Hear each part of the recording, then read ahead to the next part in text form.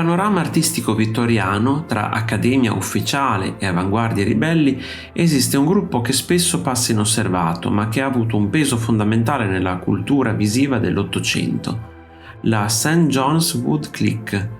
Si tratta di un collettivo di artisti noto per la produzione di pitture narrative, soprattutto scene storiche e aneddotiche, caratterizzate da un tono accessibile, sentimentale e spesso leggero. Non erano rivoluzionari come i preraffaelliti, né austeri come gli accademici, erano narratori che volevano portare la pittura nelle emozioni del pubblico. La St. John's Wood Clique era formata da un gruppo di pittori amici, tra cui Philip Hermogenes Calderon, una delle figure principali, Henry Stacy Marks, noto per il suo stile umoristico, George Dunlop Leslie, raffinato narratore della quotidianità vittoriana, William Frederick James, autore del celebre And When Did You Last See Your Father, e altri artisti meno noti, ma molto influenti nella cultura visiva del periodo. Erano pittori solidi, abili, apprezzati dal pubblico e dagli ambienti borghesi.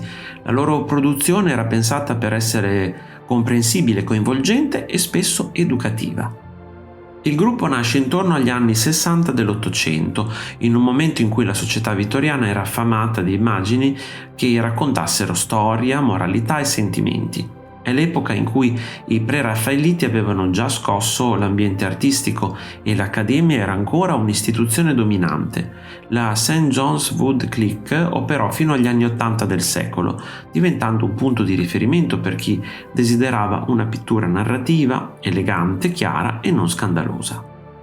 Il cuore della clique era il quartiere di St. John Wood, a nord-ovest di Londra. In quell'area tranquilla e residenziale molti artisti possedevano studi ampi e luminosi, si frequentavano regolarmente, organizzavano incontri, confrontavano i lavori, discutevano idee e costruivano una rete professionale forte e solidale. Londra, in generale, era il loro palcoscenico, esponevano alle mostre della Royal Academy e vendevano a collezionisti inglesi e internazionali. La St. John Wood Clique fu importante per diverse ragioni.